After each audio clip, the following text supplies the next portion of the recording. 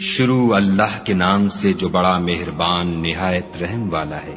سب تعریف خدا ہی کو ہے جس نے اپنے بندے محمد صلی اللہ علیہ وآلہ وسلم پر یہ کتاب نازل کی اور اس میں کسی طرح کی کجی اور پیچیدگی نہ رکھی بلکہ سیدھی اور سلیس اتاری تاکہ لوگوں کو عذاب سخت سے جو اس کی طرف سے آنے والا ہے ڈرائے اور مومنوں کو جو نیک عمل کرتے ہیں خوشخبری سنائے کہ ان کے لیے ان کے کاموں کا نیک بدلہ یعنی بہشت ہے جس میں وہ ابد الآباد رہیں گے، اور ان لوگوں کو بھی ڈرائے جو کہتے ہیں کہ خدا نے کسی کو بیٹا بنا لیا ہے، ان کو اس بات کا کچھ بھی علم نہیں اور نہ ان کے باپ دادا ہی کو تھا۔ یہ بڑی سخت بات ہے جو ان کے منہ سے نکلتی ہے اور کچھ شک نہیں کہ یہ جو کچھ کہتے ہیں محض جھوٹ ہے۔ اے پیغمبر صلی اللہ علیہ وآلہ وسلم، اگر یہ اس کلام پر ایمان نہ لائیں تو شاید تم ان کے پیچھے رنج کر کر کے اپنے تئیں ہلاک کر دو گے۔ جو چیز زمین پر ہے ہم نے اس کو زمین کے لیے آرائش بنایا ہے تاکہ لوگوں کی آزمائش کریں کہ ان میں کون اچھے عمل کرنے والا ہے، اور جو چیز زمین پر ہے ہم اس کو نابود کر کے بنجر میدان کر دیں گے۔ کیا تم خیال کرتے ہو کہ غار اور لوح والے ہماری نشانیوں میں سے عجیب تھے؟ جب وہ جوان غار میں جا رہے تو کہنے لگے کہ اے ہمارے پروردگار، ہم پر اپنے ہاں سے رحمت نازل فرما اور ہمارے کام میں درستی کے سامان مہیا کر۔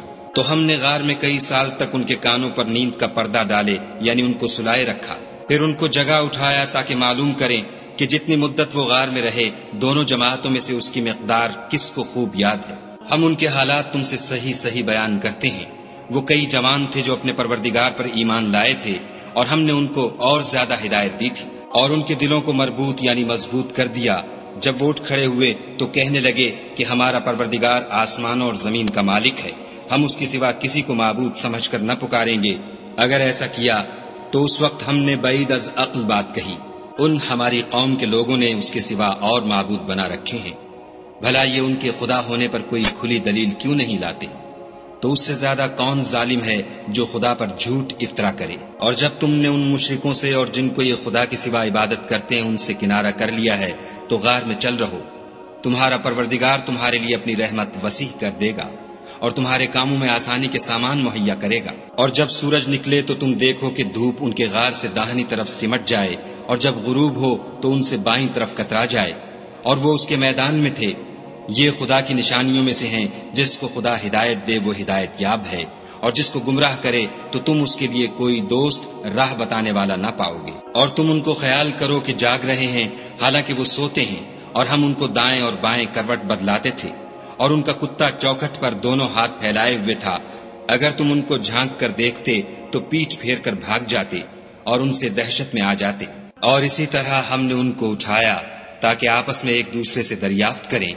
ایک کہنے والے نے کہا کہ تم یہاں کتنی مدت رہے؟ انہوں نے کہا کہ 1 دن یا اس سے بھی کم۔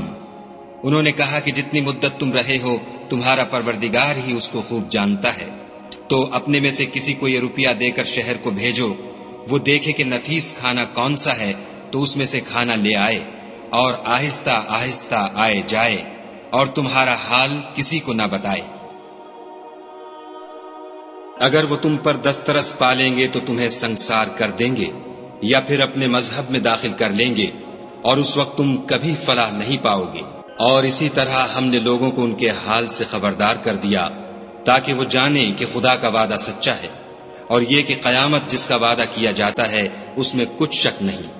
اس وقت لوگ ان کے بارے میں باہم جھگڑنے لگے اور کہنے لگے کہ ان کے غار پر عمارت بنا دو۔ ان کا پروردگار ان کے حال سے خوب واقف ہے۔ جو لوگ ان کے معاملے میں غلبہ رکھتے تھے وہ کہنے لگے کہ ہم ان کے غار پر مسجد بنائیں گے۔ بعض لوگ اٹکل پچو کہیں گے کہ وہ 3 تھے اور چوتھا ان کا کتا تھا، اور بعض کہیں گے کہ وہ 5 تھے اور چھٹا ان کا کتا تھا، اور بعض کہیں گے کہ وہ 7 تھے اور 8واں ان کا کتا تھا۔ کہہ دو کہ میرا پروردگار ہی ان کے شمار سے خوب واقف ہے۔ ان کو جانتے بھی ہیں تو تھوڑے ہی لوگ جانتے ہیں، تو تم ان کے معاملے میں گفتگو نہ کرنا مگر سرسری سی گفتگو، اور نہ ان کے بارے میں ان میں سے کسی سے کچھ دریافت ہی کرنا، اور کسی کام کی نسبت نہ کہنا کہ میں اسے کل کر دوں گا، مگر انشاءاللہ کہہ کر یعنی اگر خدا چاہے تو کر دوں گا۔ اور جب خدا کا نام لینا بھول جاؤ تو یاد آنے پر لے لو، اور کہہ دو کہ امید ہے کہ میرا پروردگار مجھے اس سے بھی زیادہ ہدایت کی باتیں بتائے۔ اور اصحاب کہف اپنے غار میں 9 اوپر 300 سال رہے۔ کہہ دو کہ جتنی مدت وہ رہے اسے خدا ہی خوب جانتا ہے۔ اسی کو آسمانوں اور زمین کی پوشیدہ باتیں معلوم ہیں۔ وہ کیا خوب دیکھنے والا اور کیا خوب سننے والا ہے، اس کے سوا ان کا کوئی کارساز نہیں، اور نہ وہ اپنے حکم میں کسی کو شریک کرتا ہے۔ اور اپنے پروردگار کی کتاب کو جو تمہارے پاس بھیجی جاتی ہے پڑھتے رہا کرو، اس کی باتوں کو کوئی بدلنے والا نہیں، اور اس کے سوا تم کہیں پناہ بھی نہیں پاؤ گے۔ اور جو لوگ صبح و شام اپنے پروردگار کو پکارتے اور اس کی خوشنودی کے طالب ہیں، ان کے ساتھ صبر کرتے رہو، اور تمہاری نگاہیں ان میں سے گزر کر اور طرف نہ دوڑیں کہ تم آرائش زندگانی دنیا کے خواستگار ہو جاؤ۔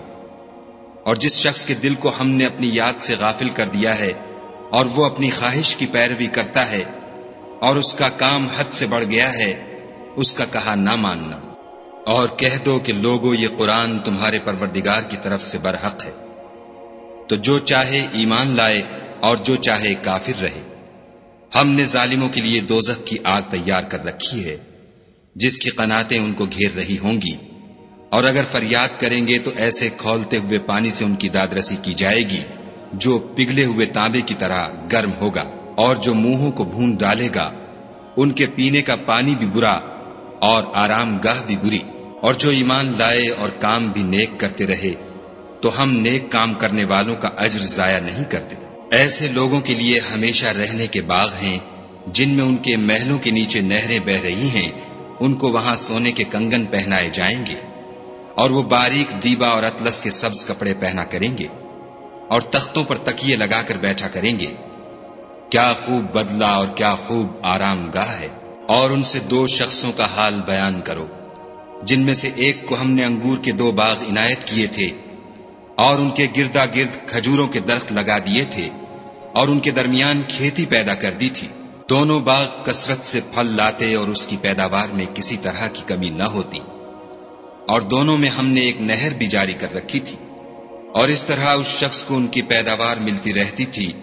تو ایک دن جب کہ وہ اپنے دوست سے باتیں کر رہا تھا، کہنے لگا کہ میں تم سے مال و دولت میں بھی زیادہ ہوں، اور جتھے اور جماعت کے لحاظ سے بھی زیادہ عزت والا ہوں، اور ایسی شیخیوں سے اپنے حق میں ظلم کرتا ہوا اپنے باغ میں داخل ہوا۔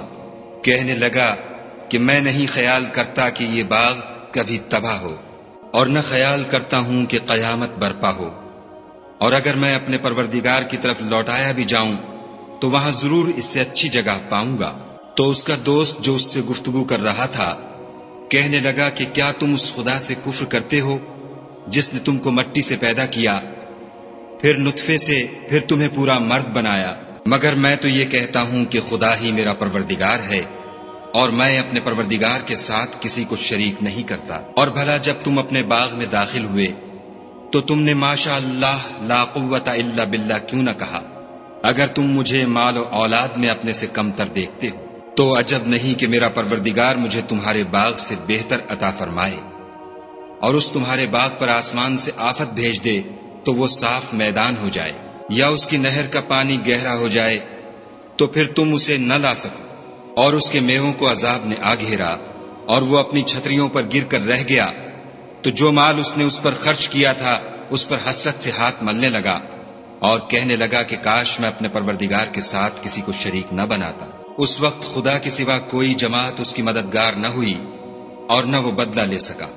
یہاں سے ثابت ہوا کہ حکومت سب خدائے برحق کی ہے، اسی کا صلہ بہتر اور اسی کا بدلہ اچھا ہے۔ اور ان سے دنیا کی زندگی کی مثال بھی بیان کر دو، وہ ایسی ہے جیسے پانی جسے ہم نے آسمان سے برسایا تو اس کے ساتھ زمین کی رویدگی مل گئی، پھر وہ چورا چورا ہو گئی کہ ہوائیں اسے اڑاتی پھرتی ہیں۔ اور خدا تو ہر چیز پر قدرت رکھتا ہے۔ مال اور بیٹے تو دنیا کی زندگی کی رونق و زینت ہیں، اور نیکیاں جو باقی رہنے والی ہیں وہ ثواب کے لحاظ سے تمہارے پروردگار کے ہاں بہت اچھی اور امید کے لحاظ سے بہت بہتر ہیں۔ اور جس دن ہم پہاڑوں کو چلائیں گے اور تم زمین کو صاف میدان دیکھو گے، اور ان لوگوں کو ہم جمع کر لیں گے تو ان میں سے کسی کو بھی نہیں چھوڑیں گے، اور سب تمہارے پروردگار کے سامنے صف باندھ کر لائے جائیں گے۔ تو ہم ان سے کہیں گے کہ جس طرح ہم نے تم کو پہلی بار پیدا کیا تھا اسی طرح آج تم ہمارے سامنے آئے، لیکن تم نے تو یہ خیال کر رکھا تھا کہ ہم نے تمہارے لیے قیامت کا کوئی وقت مقرر ہی نہیں کیا، اور عملوں کی کتاب کھول کر رکھی جائے گی تو تم گناہگاروں کو دیکھو گے کہ جو کچھ اس میں لکھا ہوگا اس سے ڈر رہے ہوں گے اور کہیں گے ہائے شامت، یہ کیسی کتاب ہے کہ نہ چھوٹی بات کو چھوڑتی ہے نہ بڑی کو، کوئی بات بھی نہیں مگر اسے لکھ رکھا ہے، اور جو عمل کیے ہوں گے سب کو حاضر پائیں گے، اور تمہارا پروردگار کسی پر ظلم نہیں کرے گا۔ اور جب ہم نے فرشتوں کو حکم دیا کہ آدم کو سجدہ کرو تو سب نے سجدہ کیا مگر ابلیس نے نہ کیا، وہ جنات میں سے تھا تو اپنے پروردگار کے حکم سے باہر ہو گیا۔ کیا تم اس کو اور اس کی اولاد کو میرے سوا دوست بناتے ہو، حالانکہ وہ تمہارے دشمن ہیں، اور شیطان کی دوستی ظالموں کے لیے خدا کی دوستی کا برا بدل ہے۔ میں نے ان کو نہ تو آسمانوں اور زمین کے پیدا کرنے کے وقت بلایا تھا اور نہ خود ان کے پیدا کرنے کے وقت، اور میں ایسا نہ تھا کہ گمراہ کرنے والوں کو مددگار بناتا۔ اور جس دن خدا فرمائے گا کہ اب میرے شریکوں کو جن کی نسبت تم گمان الوہیت رکھتے تھے بلاؤ، تو وہ ان کو بلائیں گے مگر وہ ان کو کچھ جواب نہ دیں گے، اور ہم ان کے بیچ میں ایک ہلاکت کی جگہ بنا دیں گے۔ اور گناہ گار لوگ دوزخ کو دیکھیں گے تو یقین کر لیں گے کہ وہ اس میں پڑنے والے ہیں اور اس سے بچنے کا کوئی رستہ نہ پائیں گے۔ اور ہم نے اس قرآن میں لوگوں کے سمجھانے کے لیے طرح طرح کی مثالیں بیان فرمائی ہیں، لیکن انسان سب چیزوں سے بڑھ کر جھگڑالو ہے۔ اور لوگوں کے پاس جب ہدایت آ گئی تو ان کو کس چیز نے منع کیا کہ ایمان لائیں اور اپنے پروردگار سے بخشش مانگیں، بجز اس کے کہ اس بات کے منتظر ہوں کہ انہیں بھی پہلوں کا سا معاملہ پیش آئے یا ان پر عذاب سامنے موجود ہو۔ اور ہم جو پیغمبروں کو بھیجا کرتے ہیں تو صرف اس لیے کہ لوگوں کو خدا کی نعمتوں کی خوشخبریاں سنائیں اور عذاب سے ڈرائیں، اور جو کافر ہیں وہ باطل کی سند سے جھگڑا کرتے ہیں تاکہ اس سے حق کو پھسلا دیں۔ اور انہوں نے ہماری آیتوں کو اور جس چیز سے ان کو ڈرایا جاتا ہے ہنسی بنا لیا۔ اور اس سے ظالم کون جس کو اس کے پروردگار کے کلام سے سمجھایا گیا تو اس نے اس سے منہ پھیر لیا، اور جو اعمال وہ آگے کر چکا اس کو بھول گیا۔ ہم نے ان کے دلوں پر پردے ڈال دیے کہ اسے سمجھ نہ سکیں، اور کانوں میں ثقل پیدا کر دیا ہے کہ سن نہ سکیں، اور اگر تم ان کو رستے کی طرف بلاؤ تو کبھی رستے پر نہ آئیں گے۔ اور تمہارا پروردگار بخشنے والا صاحب رحمت ہے، اگر وہ ان کے کرتوتوں پر ان کو پکڑنے لگے تو ان پر جھٹ عذاب بھیج دے، مگر ان کے لیے ایک وقت مقرر کر رکھا ہے کہ اس کے عذاب سے کوئی پناہ کی جگہ نہ پائیں گے۔ اور یہ بستیاں جو ویران پڑی ہیں، جب انہوں نے کفر سے ظلم کیا تو ہم نے ان کو تباہ کر دیا اور ان کی تباہی کے لیے ایک وقت مقرر کر دیا تھا۔ اور جب موسیٰ نے اپنے شاگرد سے کہا کہ جب تک میں دو دریاؤں کے ملنے کی جگہ نہ پہنچ جاؤں ہٹنے کا نہیں، خواہ برسوں چلتا رہوں۔ جب ان کے ملنے کے مقام پر پہنچے تو اپنی مچھلی بھول گئے تو اس نے دریا میں سرنگ کی طرح اپنا رستہ بنا لیا۔ جب آگے چلے تو موسیٰ نے اپنے شاگرد سے کہا کہ ہمارے لیے کھانا لاؤ، اس سفر سے ہم کو بہت تکان ہو گئی ہے۔ اس نے کہا کہ بھلا آپ نے دیکھا کہ جب ہم نے پتھر کے پاس آرام کیا تھا تو میں مچھلی وہیں بھول گیا، اور مجھے آپ سے اس کا ذکر کرنا شیطان نے بھلا دیا، اور اس نے عجب طرح سے دریا میں اپنا رستہ لیا۔ موسیٰ نے کہا یہی تو وہ مقام ہے جسے ہم تلاش کرتے تھے۔ تو وہ اپنے پاؤں کے نشان دیکھتے دیکھتے لوٹ گئے۔ وہاں انہوں نے ہمارے بندوں میں سے ایک بندہ دیکھا جس کو ہم نے اپنے ہاں سے رحمت یعنی نبوت یا نعمت ولایت دی تھی اور اپنے پاس سے علم بخشا تھا۔ موسیٰ نے ان سے جن کا نام خضر تھا کہا کہ جو علم خدا کی طرف سے آپ کو سکھایا گیا ہے، اگر آپ اس میں سے مجھے کچھ بھلائی کی باتیں سکھائیں تو میں آپ کے ساتھ رہوں۔ خضر نے کہا کہ تم میرے ساتھ رہ کر صبر نہیں کر سکو گے، اور جس بات کی تمہیں خبر ہی نہیں اس پر صبر کر بھی کیوں کر سکتے ہو؟ موسیٰ نے کہا خدا نے چاہا تو آپ مجھے صابر پائیے گا اور میں آپ کے ارشاد کے خلاف نہیں کروں گا۔ خضر نے کہا اگر تم میرے ساتھ رہنا چاہو تو شرط یہ ہے مجھ سے کوئی بات نہ پوچھنا جب تک میں خود اس کا ذکر تم سے نہ کروں۔ تو دونوں چل پڑے، یہاں تک کہ جب کشتی میں سوار ہوئے تو خضر نے کشتی کو پھاڑ ڈالا۔ موسیٰ نے کہا کیا آپ نے اس کو اس لیے پھاڑا ہے کہ سواروں کو غرق کر دے؟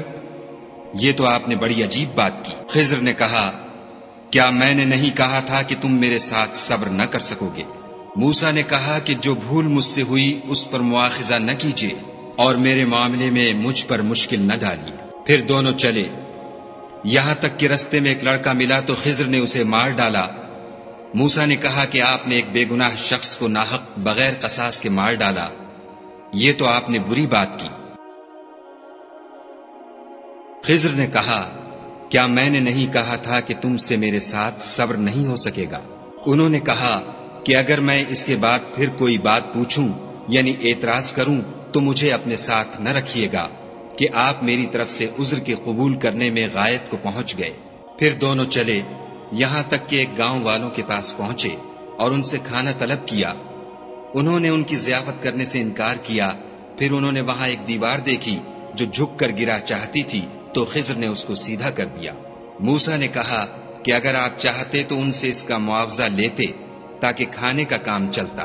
خضر نے کہا کہ اب مجھ میں اور تم میں علیحدگی، مگر جن باتوں پر تم صبر نہ کر سکے میں ان کا تمہیں بھید بتائے دیتا ہوں کہ وہ جو کشتی تھی غریب لوگوں کی تھی جو دریا میں محنت کر کے یعنی کشتیاں چلا کر گزارا کرتے تھے، اور ان کے سامنے کی طرف ایک بادشاہ تھا جو ہر ایک کشتی کو زبردستی چھین لیتا تھا، تو میں نے چاہا کہ اسے عیب دار کر دوں تاکہ وہ اسے غصب نہ کر سکے۔ اور وہ جو لڑکا تھا اس کے ماں باپ دونوں مومن تھے۔ ہمیں اندیشہ ہوا کہ وہ بڑا ہو کر بد کردار ہوگا، کہیں ان کو سرکشی اور کفر میں نہ پھنسا دے، تو ہم نے چاہا کہ ان کا پروردگار اس کی جگہ ان کو اور بچہ عطا فرمائے جو پاک تینتی میں بہتر اور محبت میں زیادہ قریب ہو۔ اور وہ جو دیوار تھی سو 2 یتیم لڑکوں کی تھی جو شہر میں رہتے تھے، اور اس کے نیچے ان کا خزانہ مدفون تھا، اور ان کا باپ ایک نیک آدمی تھا، تو تمہارے پروردگار نے چاہا کہ وہ اپنی جوانی کو پہنچ جائیں اور پھر اپنا خزانہ نکالیں۔ یہ تمہارے پروردگار کی مہربانی ہے اور یہ کام میں نے اپنی طرف سے نہیں کیے، یہ ان باتوں کی حقیقت ہے جن پر تم صبر نہ کر سکے۔ اور تم سے ذوالقرنین کے بارے میں دریافت کرتے ہیں، کہہ دو کہ میں اس کا کسی قدر حال تمہیں پڑھ کر سناتا ہوں۔ ہم نے اس کو زمین میں بڑی دسترس دی تھی اور ہر طرح کا سامان عطا کیا تھا، تو اس نے سفر کا ایک سامان کیا، یہاں تک کہ جب سورج کے غروب ہونے کی جگہ پہنچا تو اسے ایسا پایا کہ ایک کیچڑ کی ندی میں ڈوب رہا ہے، اور اس ندی کے پاس ایک قوم دیکھی۔ ہم نے کہا ذوالقرنین تم ان کو خواہ تکلیف دو خواہ ان کے بارے میں بھلائی اختیار کرو، دونوں باتوں کی تم کو قدرت ہے۔ ذوالقرنین نے کہا کہ جو کفر و بد کرداری سے ظلم کرے گا اسے ہم عذاب دیں گے، پھر جب وہ اپنے پروردگار کی طرف لوٹایا جائے گا تو وہ بھی اسے بڑا عذاب دے گا، اور جو ایمان لائے گا اور عمل نیک کرے گا اس کے لیے بہت اچھا بدلہ ہے، اور ہم اپنے معاملے میں اس پر کسی طرح کی سختی نہیں کریں گے بلکہ اس سے نرم بات کہیں گے۔ پھر اس نے ایک اور سامان سفر کا کیا، یہاں تک کہ سورج کے طلوع ہونے کے مقام پر پہنچا تو دیکھا کہ وہ ایسے لوگوں پر طلوع کرتا ہے جن کے لیے ہم نے سورج کے اس طرف کوئی اوٹ نہیں بنائی تھی۔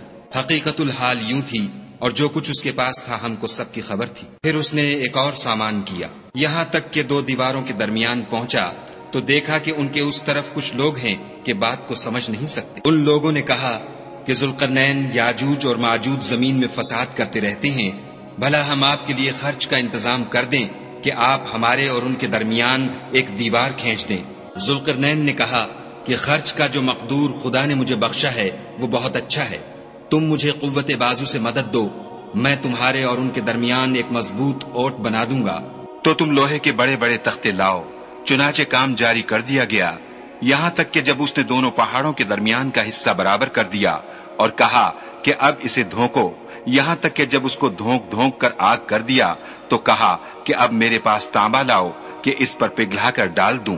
پھر ان میں یہ قدرت نہ رہی کہ اس پر چڑھ سکیں اور نہ یہ طاقت رہی کہ اس میں نقب لگا سکیں۔ بولا کہ یہ میرے پروردگار کی مہربانی ہے، جب میرے پروردگار کا وعدہ آ پہنچے گا تو اس کو ڈھا کر ہموار کر دے گا، اور میرے پروردگار کا وعدہ سچا ہے۔ اس روز ہم ان کو چھوڑ دیں گے کہ روئے زمین پر پھیل کر ایک دوسرے میں گھس جائیں گے، اور سور پھونکا جائے گا تو ہم سب کو جمع کر لیں گے، اور اس روز جہنم کو کافروں کے سامنے لائیں گے جن کی آنکھیں میری یاد سے پردے میں تھیں اور وہ سننے کی طاقت نہیں رکھتے تھے۔ کیا کافر یہ خیال کرتے ہیں کہ وہ ہمارے بندوں کو ہمارے سوا اپنا کارساز بنائیں گے تو ہم خفا نہیں ہوں گے؟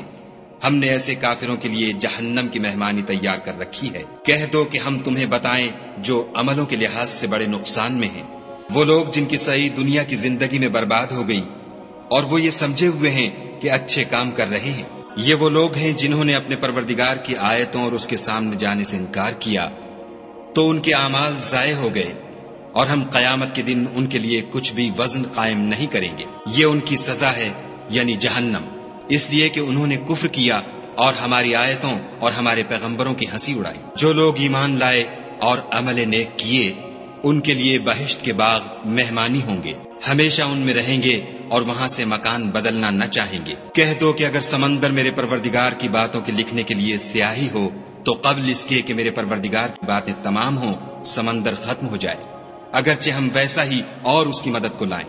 کہہ دو کہ میں تمہاری طرح کا ایک بشر ہوں، البتہ میری طرف وہی آتی ہے کہ تمہارا معبود وہی ایک معبود ہے. تو جو شخص اپنے پروردگار سے ملنے کی امید رکھے چاہیے کہ عمل نیک کرے اور اپنے پروردگار کی عبادت میں کسی کو شریک نہ بنائے.